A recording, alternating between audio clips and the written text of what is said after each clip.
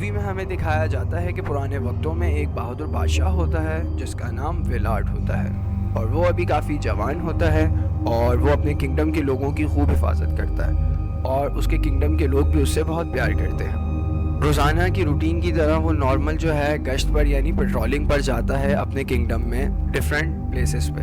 تو ایک دن وہ جب گشت پر جاتا ہے اپنے سولجرز کے ساتھ، تو اس کے سولجرز گشت کر رہے ہوتے ہیں، تبھی ان میں سے ایک سولجرز کو ایک ہیلمٹ ملتا ہے اور وہ اس بارے میں جا کے ویلاٹ کو بتاتا ہے۔ ویلاٹ جب اس ہیلمٹ کو دیکھتا ہے تو وہ فوراً جو ہے اینالائز کرنا شروع ہو جاتا ہے کہ یہ ہیلمٹ کس کنگڈم کی فوج کا ہوگا، اور وہ جلد ہی یہ اندازہ لگا کر اپنے سپاہیوں کو جمع کر کے بولتا ہے کہ ہمارے کنگڈم میں دوسری کنگڈم کے لوگ جو ہیں وہ گھس چکے ہیں اور انہوں نے ساری انفارمیشنز وغیرہ حاصل کر لی ہے، اور کبھی بھی وہاں کا بادشاہ اپنی فوج لے کر ہمارے کنگڈم پر حملہ کر دے گا۔ ویلاٹ اپنے سارے سولجرز کو یہ حکم دیتا ہے کہ ہمیں ابھی سے ہی ان کو ڈھونڈنا چاہیے جو ہمارے کنگڈم میں گھسے ہوئے لوگ ہیں، تاکہ ان کے پاس جتنی بھی انفارمیشن ہے ہمارے کنگڈم سے ریلیٹڈ ہم ان کو مار کر ان سے وہ واپس لے سکیں۔ اور ویلاٹ پھر یہ جلد ہی اندازہ لگا لیتا ہے کہ دشمن ملک کی جو فوج ہے وہ اس کے کنگڈم میں کہاں چھپی ہوئی ہے جو کہ جاسوسی کر رہی ہے۔ وہ اسی کے کنگڈم کی سب سے اونچی چوٹی کے اوپر موجود ہے اور وہیں پر وہ پناہ لیے ہوئے ہیں۔ ویلاٹ اپنے سولجرز کو حکم دیتا ہے کہ ابھی چلو میرے ساتھ اور چل کر ان کو ختم کر دیتے ہیں۔ اسی طرح ان کا یہ سفر شروع ہو جاتا ہے اور جلد ہی وہ اس پہاڑ کی چوٹی کے نزدیک پہنچ جاتے ہیں۔ وہ واقعی ایک کافی بلند ترین پہاڑی ہوتی ہے۔ ویلاٹ اپنے سولجرز کو لے کر پہاڑ کے اوپر چڑھنے لگتا ہے اور غار کے نزدیک پہنچ جاتا ہے جو سب سے ٹاپ پر موجود ہوتی ہے، اور وہ غار کے اندر اس نیت سے گھستا ہے کہ آج ہم دشمن ملک فوج کے جتنے بھی سپاہی ہیں ان کو مار دیں گے اور ان کو ان کے مشن میں ناکام بنا۔ لیکن جب وہ غار کے اندر جاتے ہیں تبھی وہاں پر اچانک ایک ڈریکولا آ جاتا ہے، ایک ویمپائر آ جاتا ہے جو کہ بہت خوفناک ہوتا ہے اور بہت پاورفل ہوتا ہے۔ ویلاٹ اور اس کے ساتھی گھبرا جاتے ہیں اور اس سے لڑنے کی کوشش کرتے ہیں، لیکن وہ تو ٹھہرا ویمپائر، اور ویمپائر سے کب کوئی جو ہے انسان جیت پائے۔ تو ویمپائر جو ہے بہت ہی بری طرح بے دردناک طریقے سے اس کے سارے ساتھیوں کو مار دیتا ہے، اور جب وہ ویلاٹ کو مارنے آتا ہے تو ویلاٹ جو ہے وہ لڑتے لڑتے زمین پہ گر جاتا ہے اور ڈر کے مارے وہ پیچھے کی طرف جو ہے کھسکتا ہے، جس سے وہ غار کے کونے پہ آ جاتا ہے جہاں پہ دھوپ پڑ رہی ہوتی ہے۔ ویمپائر دیکھ لیتا ہے کہ ویلاٹ دھوپ کے پاس پہنچ گیا ہے تو وہ اس کے پاس نہیں جاتا، اور ویلاٹ جلدی سے اپنی جان بچا کر گھبرایا اپنے کنگڈم واپس آ جاتا ہے، اور کنگڈم آ کر سب سے پہلے وہ اپنے ہی کنگڈم کے سب سے بڑے پریسٹ کو اپنے محل میں بلاتا ہے، اور جیسے ہی پریسٹ ویلاٹ کے پاس آتا ہے ویلاٹ پریسٹ کو اپنے اور اپنے سولجرز کے ساتھ ہوئے انسیڈنٹ کے بارے میں بتاتا ہے، اور یہ بھی بتاتا ہے کہ اس نے میرے سارے سولجرز کو مار دیا ہے۔ اب تم مجھے بتاؤ پریسٹ کہ وہ کیا چیز تھی آخر، ایسا شیطان ایسا جانور میں نے آج تک کبھی نہیں دیکھا۔ جس پر پریسٹ ویلاٹ کو بتاتا ہے کہ یہ واقعہ آج سے 500 سال پہلے کا ہے۔ اسی کنگڈم میں ایک ڈریکولا ہوتا تھا جو کہ بہت طاقتور تھا، اور وہ جو ہے لوگوں کو مار دیا کرتا تھا خون کی پیاس کی وجہ سے۔ تبھی اس زمانے کے جتنے بھی بڑے بڑے پریسٹ تھے ان سب نے مل کر اپنی پاورز کا استعمال کر کے اس ڈریکولا کو ایک شراپ دیا، اس کو بند کر دیا تاکہ وہ وہاں سے نہ نکل سکے اور لوگوں کو بے وجہ نہ مار سکے۔ تب سے لے کر آج تک وہاں پر وہ شیطان موجود ہے، اور وہ تبھی آزاد ہوگا جب اس کو اپنے جیسا کوئی بہادر آدمی مل جائے گا تاکہ وہ اس کو اپنا خون پلا کر اپنی ساری پاورز اس میں ٹرانسفر کر سکے اور خود ایک نارمل لائف زندگی گزار سکے، تبھی وہ اس پہاڑ سے آزاد ہو سکے گا۔ اب جب ویلاٹ یہ ساری باتیں پریسٹ کی سنتا ہے تو پریسٹ کو منع بھی کرتا ہے کہ یہ انفارمیشن اور کسی تک نہیں جانی چاہیے، اپنا منہ اب بند رکھنا، کیونکہ بہت ساری چیزوں کا نہ پتہ ہونا گاڈ بلیسنگ ہوتا ہے۔ اٹ مینس کہ وہ نہیں چاہتا تھا کہ پریسٹ کسی اور کو بتائے اور اس کے کنگڈم میں خوف اور ہراساں پھیلے، یا کوئی آدمی اپنے مفادات کی خاطر شیطان کو جا کر روح بھیج دے۔ اسی کے ساتھ ہمیں دکھایا جاتا ہے کہ وقت گزر گیا ہے اور کچھ ٹائم بعد ویلاٹ اور اس کے سارے سولجر جو ہیں اور بڑے بڑے جو اشراف زادے ہیں وہ ویلاٹ کے محل میں جمع ہیں اور پارٹی چل رہی ہے، یہ لوگ دعوتیں اڑا رہے ہیں۔ تبھی جو ہے دشمن ملک فوج کا سولجر ان کے محل کے اندر داخل ہوتا ہے، سب اس کو دیکھ کر حیران ہو جاتے ہیں۔ وہ آتا ہے سیدھا چلتے ہوئے ویلاٹ کی ٹیبل کے پاس اور ویلاٹ کو کہتا ہے کہ مجھے سلطان محمد نے بھیجا ہے، اچھا، یہ جو دشمن ملک فوج ہوتی ہے یہ بیسیکلی اس ٹائم پر خلافت عثمانیہ ہوتی ہے. تو جس ٹائم پہ یہ ولاڈ اور اس کا کنگڈم ایگزسٹ کرتا تھا اس ٹائم پہ جو سپر پاور تھی وہ خلافت عثمانیہ تھی، اور وہ یورپ کی جتنی چھوٹی کنٹریز تھیں ان سے ٹیکس لیا کرتی تھی، یعنی کہ جزیہ، تاکہ ان کو جو ہے پروٹیکشن اور سیکیورٹی فراہم کی جا سکے. خیر، ولاڈ جو ہے سلطان محمد فاتح کے سولجرز کو ٹیکس پے کر دیتا ہے اور جزیہ دے دیتا ہے، لیکن وہ تب بھی جو ہے سولجرز وہاں سے نہیں جاتا، اور الٹا وہ کہتا ہے کہ اس بار میں صرف ٹیکس لینے نہیں آیا ہوں بلکہ اس بار میں ایک نئی آفر لے کر آیا ہوں جو سلطان نے مجھے دی ہے. سلطان نے کہا ہے کہ جتنے بھی ہمارے انڈر کنگڈم آتے ہیں ان سب سے 1,000 نوجوان لڑکے لو تاکہ ان کو جو ہے اپنی فوج میں ہم بھرتی کر سکیں. ولاڈ یہ سن کر اور اس کے محل میں جتنے بھی بڑے خاندان کے لوگ تھے وہ یہ سن کر حیران رہ جاتے ہیں. ولاڈ خیر اس کو مناتا ہے اور کہتا ہے کہ ابھی فی الحال تم یہ ٹیکس لو اور میں تمہارے سلطان سے خود ملنے آؤں گا اس ٹاپک پر بات کر. دکھایا جاتا ہے ولاڈ جاتا ہے سلطان محمد فاتح سے ملنے اسی کے محل میں، اور وہاں جا کر وہ یہ ٹیکسز بڑھانے کی مزید جو ہے وہ گزارش کرتا ہے. وہ ٹیکسز بڑھانے کی مزید ریکویسٹ کرتا ہے اور کہتا ہے کہ یہ جو ٹریڈیشن ہے 1,000 نوجوان لڑکوں والی یہ رہنے دیں، کیونکہ میرے کنگڈم کے لوگ جو ہیں وہ یہ سن کر بہت پریشان ہیں، وہ نہیں دینا چاہتے اپنی اولاد کو کسی دوسرے ملک کی فوج میں. جس پر سلطان محمد فاتح جو ہے وہ کہتا ہے کہ تم دوسروں کی اولادوں کو چھوڑو، میں تمہارا بھی جو اکلوتا نوجوان بیٹا ہے اس کو بھی ان 1,000 لوگوں میں شامل کروں، تو لہٰذا تم اپنے بیٹے کی فکر کرو، اور میں اس ٹریڈیشن کے اوپر جو ہے کوئی سمجھوتا نہیں کروں گا، لہٰذا مجھے ہر حال میں 1,000 نوجوان لڑکے چاہیے جو میں فولجرز کو بھیج کر تم سے منگوا لوں گا. اور پھر ولاڈ انہی سوچوں میں گم اپنے کنگڈم واپس آ جاتا ہے، اور کنگڈم واپس آ کر اپنے لوگوں کو بتاتا ہے کہ سلطان نے میری پیشکش ٹھکرا دی ہے اور وہ ہر حال میں 1,000 نوجوان لڑکے مانگ رہا ہے، اور اگر میں نے نہ دیے تو وہ ہمارے کنگڈم پہ حملہ کر دے گا. اور پھر سین شفٹ ہوتا ہے. ولاڈ کے کنگڈم میں دشمن ملک کے سپاہی آ جاتے ہیں نوجوان لڑکوں کو جمع کرنے کے لیے. ان میں سے کچھ سولجرز ولاڈ کے گھر کی طرف بھی آتے ہیں. وہ ولاڈ کے بیٹے کو لے جانے ہی والے ہوتے ہیں، لیکن وہاں پر ولاڈ آ جاتا ہے اور ان 5-6 سولجرز کو بہت بری طریقے سے مار کر اپنے بیٹے کو بچا لیتا ہے، کیونکہ وہ نہیں چاہتا کہ اس کا بیٹا اس سے دور ہو. اور تبھی ولاڈ کا ایک قریبی ساتھی اس کے پاس آتا ہے اور ڈرے ہوئے لہجے میں بتاتا ہے کہ تم نے یہ بہت غلط کر دیا.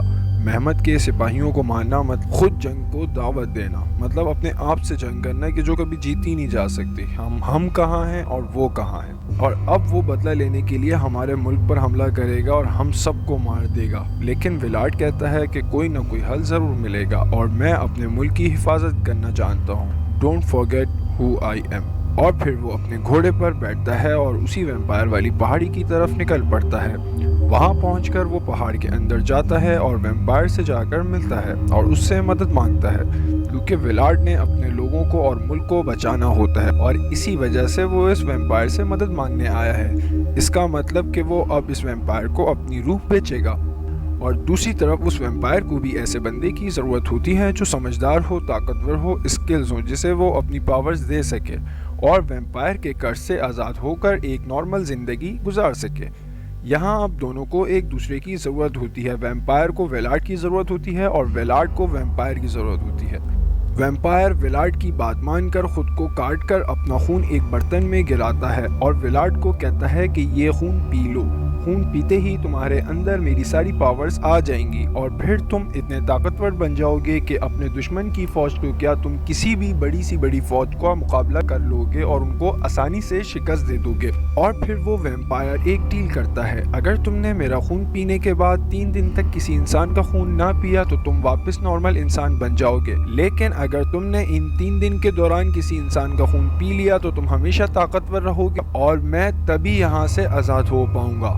ولاڈ جو کہ بادشاہ ہوتا ہے وہ اپنے ملک کو بچانا چاہتا تھا، اسی لیے اس نے یہ ڈیل ڈن کر لی تھی. اب ڈیل ہونے کے بعد ولاڈ اس کا خون پی لیتا ہے اور وہیں پر بے ہوش ہو جاتا ہے. ولاڈ کو جب ہوش آتا ہے تو وہ خود کو جنگل میں پاتا ہے اور ہوش میں آتے ہی وہ فیل کرتا ہے کہ بہت سی پاورز اس میں آ گئی ہیں. اسے خود میں چینجنگ محسوس ہو رہی ہوتی ہے. اس کے بھاگنے کی اسپیڈ بہت تیز ہو چکی ہے اور ساتھ ہی ساتھ چمگادڑیں بیٹ اس کے کنٹرول میں آ گئی ہیں اور اس کا حکم ماننے لگی ہیں. وہ ان سب پاورز کی مدد سے کسی کو بھی نقصان پہنچا سکتا تھا. اور پھر ولاڈ اپنے محل کنگڈم واپس آ جاتا ہے. लेकिन तब तक दुश्मन मुल्क के जो सोल्जर्स होते हैं वो इसके किंगडम पर अटैक कर चुके होते हैं और तब ही विलाट वहाँ पहुंचकर उनसे लड़ने के लिए अकेले ही निकल जाता है मैदान जंग में और उन सब से अकेले लड़ने लगता है। दुश्मन मुल्क की फ़ौज जो होती है वो कई हज़ार टुकड़ियों में बटी हुई होती है और उन सब से विलाट अपने हाथों और तलवारों से लड़ने लग जाता है और अकेला बहादुरी से मुकाबला कर रहा होता है और देखते ही देखते वो थोड़ी सी ही देर में सब सोल्जर्स को मार देता है। और जब वो वापस महल में आ रहा होता है तब उसके साथी सब मिलकर हैरानी से उसे ऐसे देखते हैं जैसे कि वो कोई जिन हो या कोई शैतान हो और फिर उससे तजस्सुस से पूछते हैं कि तुमने ऐसा क्या किया। और विलाट सिर्फ इतना ही कहता है कि इस बारे में मुझसे कोई कुछ ना पूछे, क्योंकि अब तक किसी को भी विलाट के वैम्पायर होने का सीक्रेट किसी को भी नहीं पता होता। और कुछ वक्त के बाद तुर्की के बादशाह महमद के पास ये मैसेज पहुंच जाता है, फेंजलवेनिया यानी विलाट के किंगडम में जो हमने सोल्जर्स भेजे थे उन सब को विलाट ने मार दिया है। महमद कहता है कि मुझे इससे कोई फर्क नहीं पड़ता, मजीद लाखों की फौज तैयार करो और उन पर हमला कर दो और उनको जड़ से उखेड़ दो। महमद और उसके सोल्जर्स ये प्लान कर ही रहे होते हैं कि विलाट के मुल्क पर हमला करें, लेकिन तब ही विलाट टर्की के मरे हुए सोल्जर्स को महमद की तरफ भेज देता है और महमद अपने मरे हुए सोल्जर्स को देखकर और भी गुस्से में आ जाता है और वो ऑर्डर देता है कि पेंसिल्वेनिया की तरफ फौजों का रुख मोड़ दो और हमला करने के लिए तैयार रहने को कहो सबको। जबकि दूसरी तरफ विलाट की वाइफ को उसका वैम्पायर वाला राज मालूम हो जाता है, लेकिन विलाट अपनी वाइफ को यकीन दिलाने लगता है कि ये 3 दिन की बात है, क्योंकि इस कर्ज में हमेशा रहने के लिए मुझे इन 3 दिन में कोई इंसानी खून पीना है जो कि मैं नहीं पीऊंगा। 1 दिन गुजर गया, अब 2 दिन और वेट करना है और फिर सब कुछ ठीक हो जाएगा। वो अपनी बीवी, बच्चे और साथियों को कहता है कि तुम महल छोड़कर गांव वाले चर्च में चले जाओ। विलाट ऐसा इसलिए कहता है क्योंकि सब सेफ रहें दुश्मनों से भी और उससे भी। वो कहता है कि तुम लोग जाओ, मैं रात को तुम लोगों को वापस ज्वाइन कर लूँगा। और वो अभी इसलिए नहीं जा सकता क्योंकि अभी दिन का वक्त है। विलाट के साथी चर्च में जा रहे होते हैं और वहीं टर्की के सोल्जर्स उन पर नज़र रखे हुए होते हैं। उनका सफ़र अभी आधा हुआ ही होता है कि टर्की के सोल्जर्स उन पर हमला कर देते हैं। इस हमले में काफ़ी लोग मारे जाते हैं और इतनी ही देर में विलाट वहां आ जाता है और इन सोल्जर्स को मारने लगता है। वो ज़्यादातर को मार देता है, जो बच जाते हैं वो वापस टर्की जाकर आग की तरह ये खबर फैला देते हैं कि विलाट एक शैतान है जिसके पास शैतानी पावर्स हैं और कोई उससे नहीं लड़ सकता, ना वो मर सकता है।